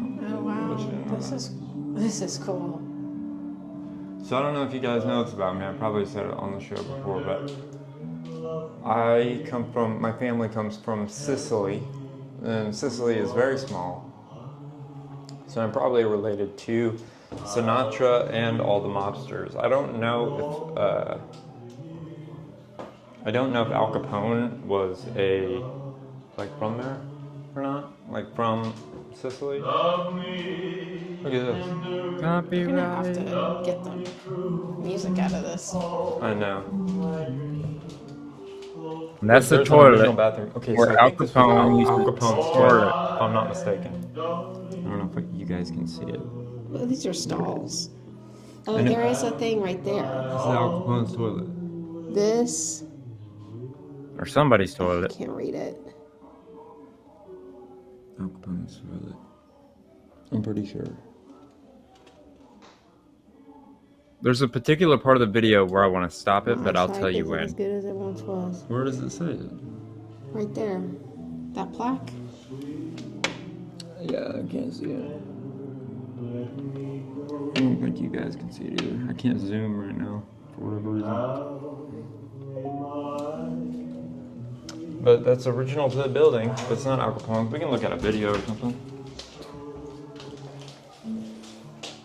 Love me. Copyright, but I love this song. Oh, here's the World of make-believe. Wait. I gotta. That's the ceiling. Okay.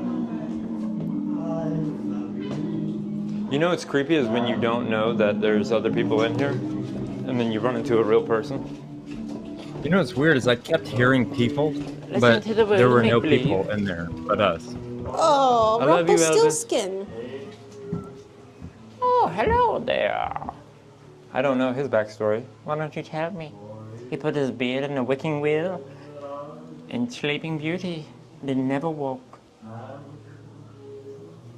I know all of these stories have like really horrible like backstories. I wonder what the person in 1971 or whatever. Well, that's very Elvis-y of them. But like what? So that means Elvis would have been alive back then when they made this. But there's a Tom Sawyer and Huck Finn. And then the writer. Mark Twain. Uh-oh, I hear Disney copyright music. Yo ho! Look, ladies. Man, they really separated those. There's Jack Sparrow, but I don't think. Oh, cool. I don't think that's wax. That's 1,000% not wax. And that definitely was not back in from the 70s. Or it's all wax. No. That's just like a couldn't tell you. figure. Ladies. Oh, Pumpkin Mobile. So guys, if you're in Hot Springs, Arkansas, as I like to call it, make sure you come to this creepy wax museum because it's definitely worth checking out. Hey, look at this. I don't know who that is singing, but this is what this place used to be. So Anne Margaret used to perform there, Opa. Girls. I don't. Oh, that's his grill. Let me show it to you. I'm Liv Dexter. Can you take? Oh, I guess you can take a ride in here, in the pumpkin coach. Look at Geppetto. So my camera's way off. I'll edit this. So there's Geppetto making a little boy, and I was talking with Opa the other day. Is it not weird that Geppetto file wanted to make a little boy? For what? Those are definitely the Disney ones too, and they're not supposed to do. He looks oddly not like a human. Well, the eyeballs are popping out of his head just like these people. Look at these people. Oh wait, press the button. Oh. And hold. Oh, his arms move.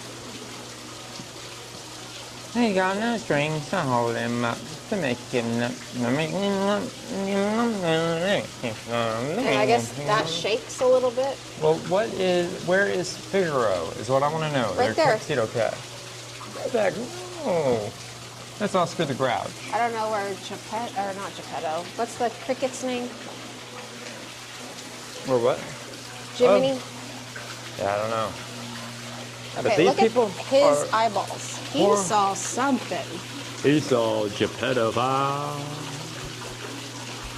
This might be my thumbnail because it's so weird. Zoom in on it. Zoom in on his face. I can't zoom for whatever reason. Oh, man. I can get real close to him. You think you would have the courage to do that? Oh yeah, look at that.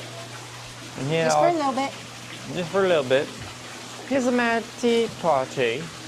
These are really realistic. Alice is teeny tiny. And the hatter, he's mad. He's a mad hatter. And the bunny. He's late. He's late. All right, but you can cut it there. And time to say hello, goodbye. He's late. So that was just a little bit of our adventure. That wax museum is very creepy, and I highly suggest it. So if you're in Hot Springs, Arkansas, make sure you go there. There's a lot of history. And then me and Lindsay actually show the hot spring. And you can find that full video on Patreon. But now let's get into History's Mysteries.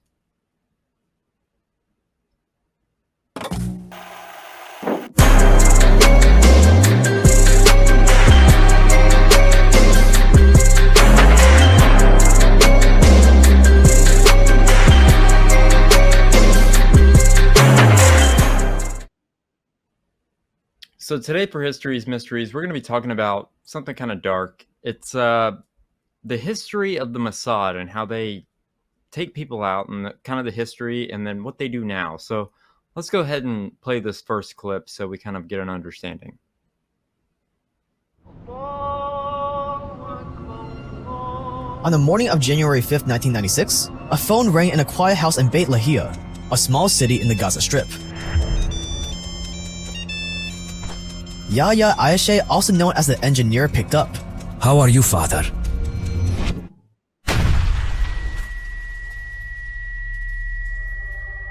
In an instant, half his face was ripped from his body. The murder weapon? A cell phone rigged with explosives by Israel's most feared intelligence agency, Mossad. Yahya Ayeshe, or the engineer, was the man behind a string of unalive bombings that brought terror to Israel's streets. Born in the West Bank, Yahya Ayeshe was a prodigy. As a child, he had spent time fixing up old radios and TVs. Everyone around him saw his talent for engineering, but no one knew he would one day use it to build something far more deadly. After earning his electrical engineering degree, Yahya applied for a master's program in Jordan. But when his visa was denied, his life took a different turn. Instead of looking for alternatives to keep studying, he decided to join Hamas. And to Hamas, Yahya Ayeshe was a gift. He taught them how to make bombs from nothing. Not C4, not from hard-to-find military components, but from regular everyday household items. Detergent, acetone, sugar, the kind of stuff no security checkpoint could stop. And he would process them into an explosive so deadly that it was called the Mother of Satan. And in just a few short years, Yahya Ayeshe became Hamas's deadliest assets. By the time the engineer turned 29, he was already responsible for the death of over 150 people. Mossad wanted to take him out, but that was not going to be easy. Israeli intelligence had spent years on his track, but he managed to slip through their fingers every single time. When the West Bank eventually got too dangerous for him, he was smuggled to Gaza, so Mossad followed. There was no way they were going to let him escape this time. Yahya knew he had to be careful, so whenever he wasn't in his friend Osama's house, he would dress up as a woman in a burqa, completely covering his face, with a rifle hidden underneath his dress just in case. But as any intelligence officer knows all too well, comfort is the enemy of survival. And soon enough, Yahya became a little too comfortable. He started following a routine. He relaxed, and that's when Mossad found their way in. They discovered that Yahya was staying at his friend Osama Hamad's house. Now all they needed was a way in. That way in turned out to be Osama's uncle. Osama's uncle was just the kind of man Mossad needed for the job. A man with loyalty to just one thing, money. For the right price and US visas for his family, he gave Mossad exactly what they needed, one of his nephew's phones. He knew Yahya didn't own a phone himself, so whenever he needed to call his family in the West Bank, he borrowed one of Osama's. Maybe the uncle thought Mossad was just wiretapping his phone. Either way, he handed over the phone, took his reward, and disappeared. And then Mossad got to work. It's 6:30 a.m. in Beit Lahia, Gaza. The engineer finally allows himself to sleep, and next to him lying on a small table was Osama's Motorola phone. On the surface, nothing about the phone seemed suspicious. It looked normal, it felt normal. But in reality, Mossad had already gotten in there and worked their magic. Inside the phone, they had planted about 50 grams of RDX, a powerful explosive that they could detonate remotely. They had molded and hidden the explosive so well that not even the engineer, a man who lived and breathed bombs, noticed. With the murder weapon hiding in plain sight, all Mossad had to do was wait. At around 8 a.m., the phone finally rang. The engineer was awakened from his sleep by the sound, but his friend Osama got there before him. Quietly, he handed the engineer the phone. It's your father. And without a second thought, the engineer held the phone to his right ear. How are you, father? Those were his final words. The explosion is small and precise. It rips through the right side of the engineer's skull with surgical accuracy, killing him instantly. It was so accurate that his left side remains completely untouched, and Osama standing right next to him walks away without a scratch. As the sound of the explosion rang through the street, chaos followed. Neighbors ran over to the house to see what happened. People walking by on the street stopped in their tracks, but it's far too late to do anything about it. Inside Osama's house, Yahya's body lay lifeless on the floor, his right hand still gripping the phone that killed him. And if Mossad is capable of such precise assassinations like this, assassinations that don't harm any innocent bystanders, it makes you really question why they're doing this. So to see just how capable they are of not causing collateral damage, let's explore just how good Mossad is at targeted assassinations. Stay dangerous and let's get into it.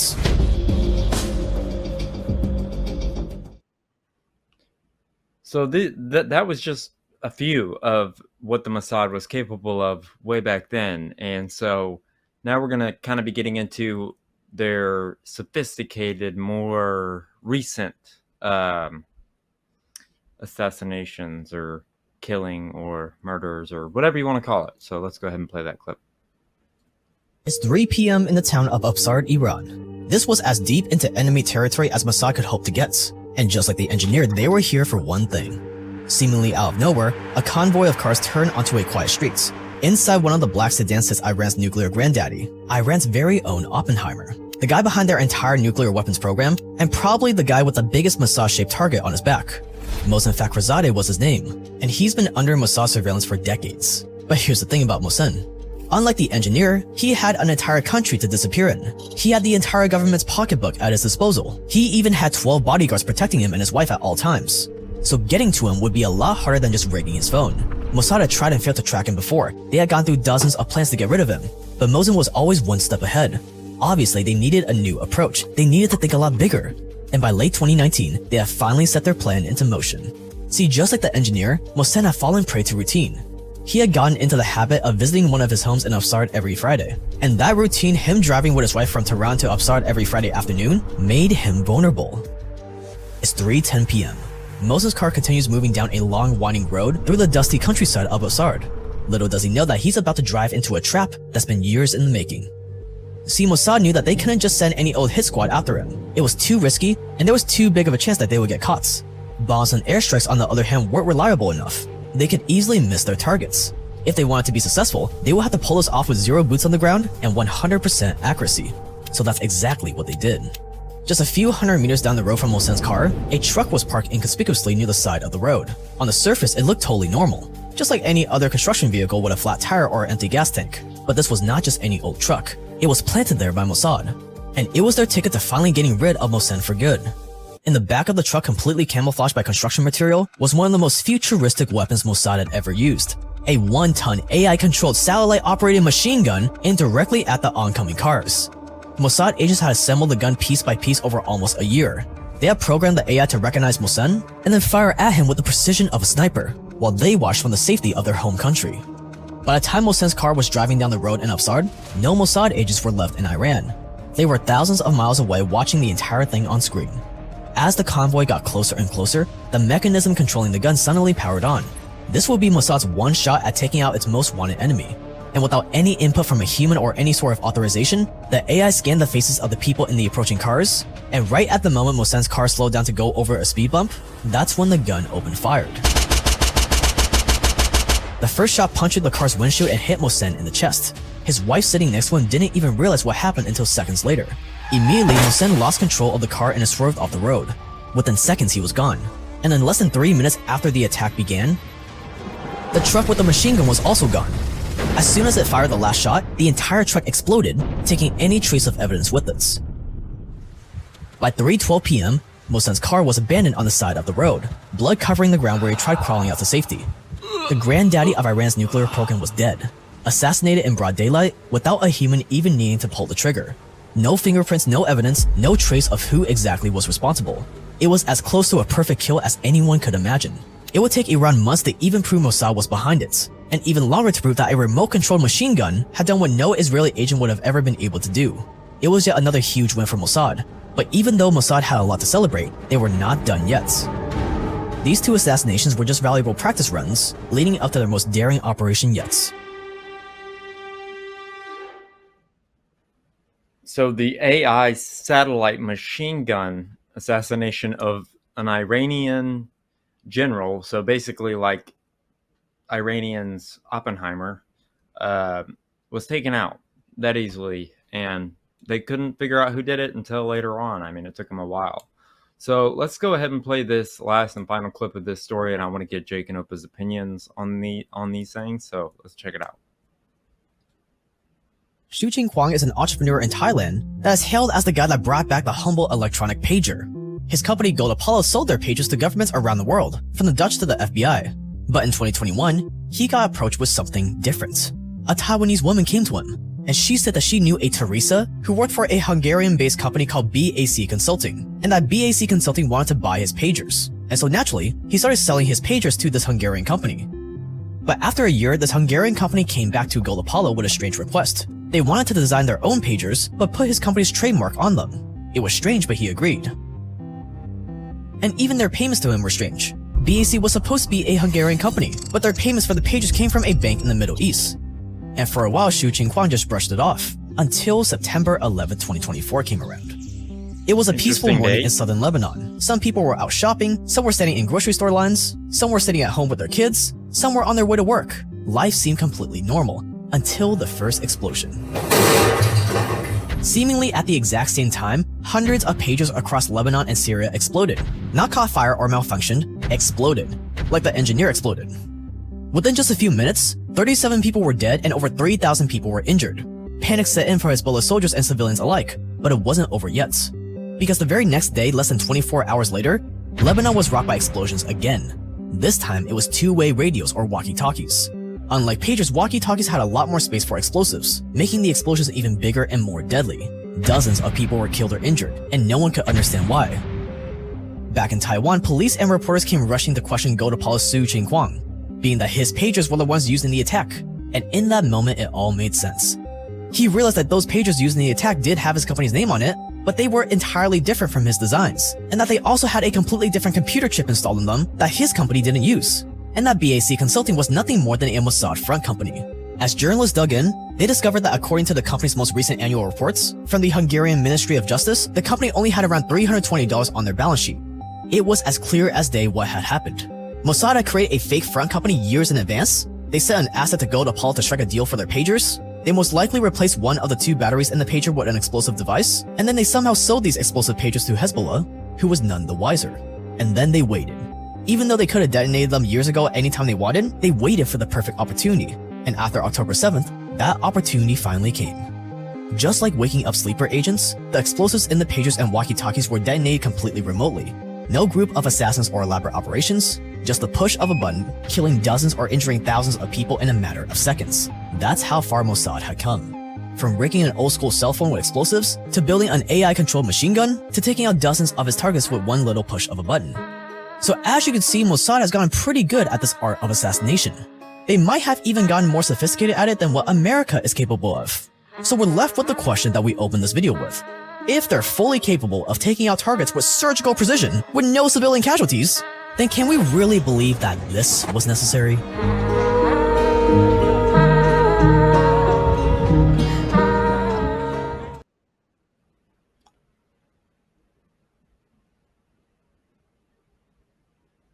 So I added a 1-second frame to that. I don't know if you guys caught that. That way YouTube, the algorithm doesn't catch me. But what are your thoughts, Jake? What do you think about all of this stuff? Oh man, I just want to say that I love Jewish people and I love Israel. And we are not suicidal. And I'm not suicidal. Suicidal. Yeah. But at what point does it become murder? You know? I think in the justification of national interests, that's how these intelligence agencies justify morally what they're doing, because they're like, this is for the greater good. This is for the well-being of many people that we take out single people. And I think, you know, it's a hairy topic because then when you have contradictory national interests, like you have the United States and then you have Israel, the nation state, and kind of how those interests collude and or contradict, that's where things get hairy. And you know, I think there have been crazy ways to take out people, assassinate people, and it's an artwork that has been developed for many, many years, and sounds like they're getting to the point where they're pretty good at it. So they really want to take somebody out. they're going to be able to do it, unless the Almighty stops their hand, because he doesn't want somebody to die, But, you can only get, a Donald Trump assassination survival every once in a while, right? Most of the time they are successful. So, Yep. So, what are your thoughts, Opa? I'm curious to what you think about all that. Well, I think this is goes again back to things like 007. They had all kinds of fancy things that they did to take out their rivals, and actually Mossad was part of some of the movies. So I don't know. It's real life movies. Yep. I just want people to stop dying, for no reason. Well, maybe there is a reason. I don't know. I'm not going to pretend to know. And if anything happens to me suspiciously, look into it. I'll just say that. But we'll check out Mossad. Yes. Look deeply into them. Just like with the Charlie Kirk thing. But anyways, I got all new. Please excuse my sense of humor. And Jake, you weren't able to see it, which is awesome. So you'll get to laugh at some of these. So let's go ahead and play that.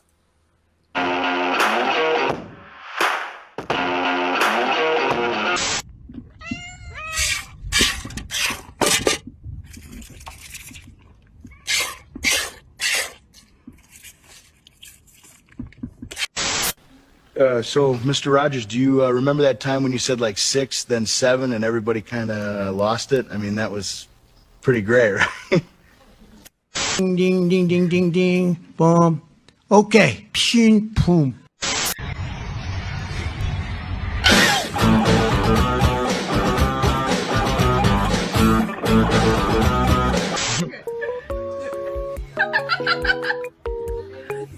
I see you.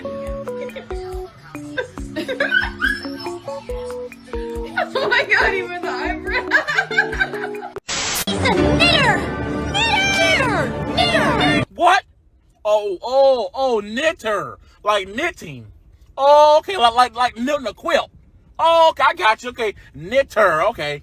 I thought I had to get ready to write a letter to my local PBS station.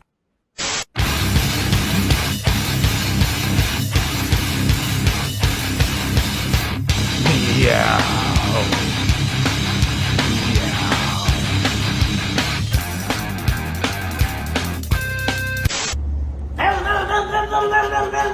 In honor of my mom. Que se quede aquí, conmigo aquí. Brum, brum, brum, brum, brum, brum, brum, brum. Vamos, que me voy ya. Que The se Munchkin. quede conmigo. Brum, brum, brum, brum, brum. What is this? Where are the banners, the columns? This is Berlin, yet it is different. Happy Pride, old timer. Nice costume. Costume, nice. Being First Lady of the United States was exhausting. I mean, I had 2 teams that had to get me ready to go outside every single day. One team put my makeup on, and the other would wrap my dangling dong around my leg, so it wouldn't dangle all of a sudden on some public event or whatever. But then I had to pee. You know how hard it is to unwrap your dangling dong every single time you have to pee, and then to wrap it all over again?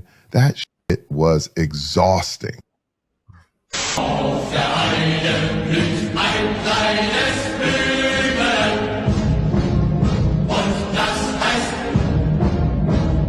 Well, right here at the Pine Haven International House of Praise and Worship on Christmas Sunday, Brother Billy is on a roll. He just chopped Daryl in the neck right there, knocked him out. And there's Reginald, took him out. He's an equal taker-outer opportunist. He doesn't care. He'll take them all out. He just found out that his wife's sleeping with the choir director.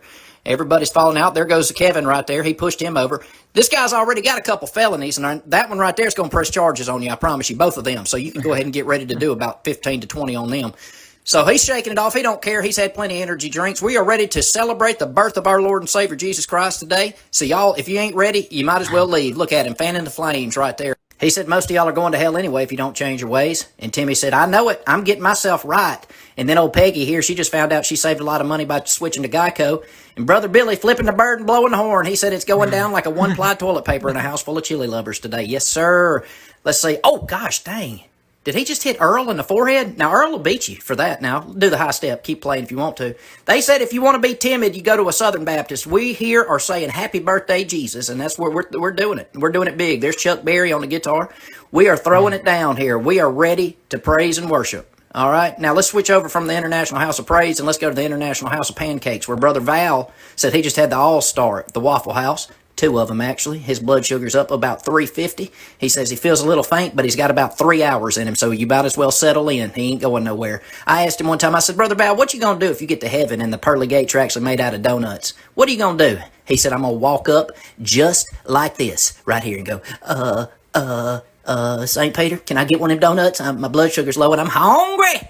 So we praising today, y'all. Merry Christmas. Happy birthday, Jesus. They're demons. They're frickin' interdimensional invaders, okay? I'll just say it. Make fun of me all you want on CNN or wherever, but everyone already innately knows this. These people are not frickin' humans, okay? It's a demon damned to hell. Excuse me. What's good? Dude, you look a lot like Adolf Hitler, bro. Dude, thank you.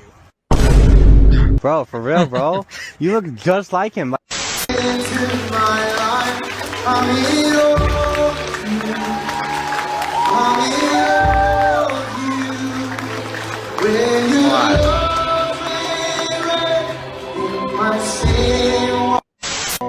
Three is a magic number.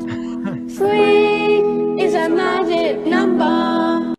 Question is, who is Michelle Obama? Is she really a woman? Is she a man? Especially when every time I look at Michelle or Michael Obama, the first lady or the first tranny. And then the Lord said,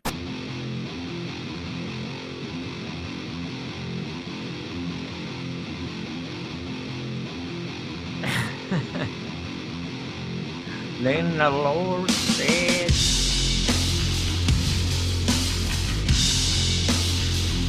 This is a completely different church, too. It's crazy.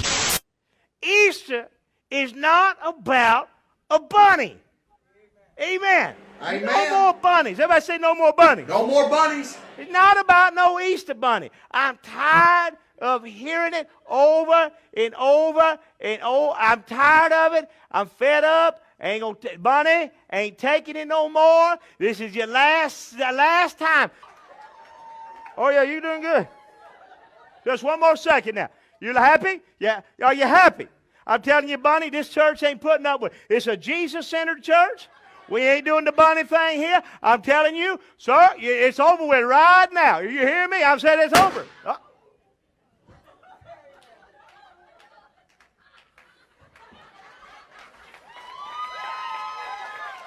Hold on. Somebody get this dead rabbit out of my church. I need somebody. Get that dead rabbit out of my church right now. Get him out of here. All right, you check, see if he's dead. Oh! Get him out of here. Let's all stand.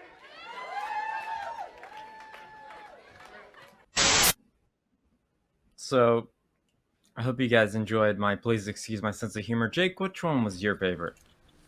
I think the murder of Santa and the Easter Bunny. I'm curious what caliber he used. But, yeah, wow. Can't believe that happened. Yeah, I'll definitely look into that. What was your favorite, Uppa? I liked all of the Blues Brother church scenes. Yeah, I like they're demons. I'm gonna put that at the end of everything. I'm gonna make it a button on my thing. They're demons. These people are demons. But yeah, so I hope you guys enjoyed that. My dark sense of humor.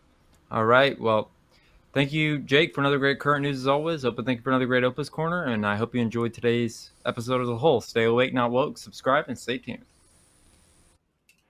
If you like what we do here on Skiba News Nation, please like and subscribe, and also share with others so we can grow the biggest truth-seeking community on the internet. huge shout out to all of our Patreons out there. If you like bonus content, you want some extra Skiba News Nation stuff, please go to patreon.com/Skiba News Nation.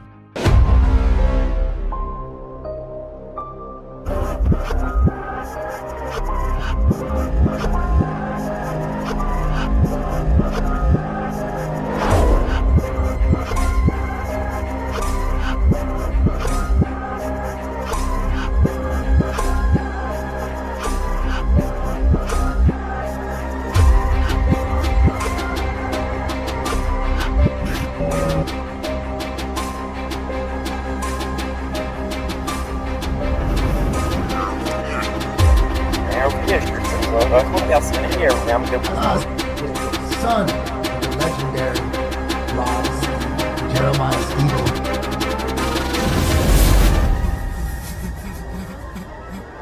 It's like they don't even want to wake up.